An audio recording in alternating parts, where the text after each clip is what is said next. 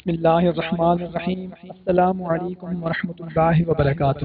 معزز سامعین کرام، امید ہے آپ سب لوگ خیریت سے ہوں گے۔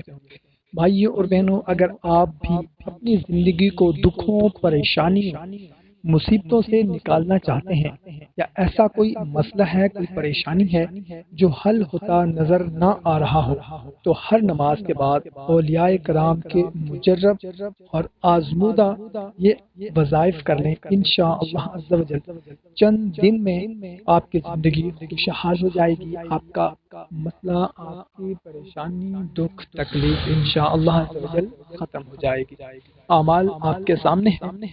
11 بار بعد نماز فجر والحی القیوم پڑھنا ہے، 11 بار بعد نماز ظہر والعلی العظیم پڑھنا ہے، 11 بار بعد نماز عصر والرحمن الرحیم پڑھنا ہے، 11 بار بعد نماز مغرب والغفور الرحیم پڑھنا ہے، اور 11 بار بعد نماز عشاء واللطیف الخبیر پڑھنا ہے۔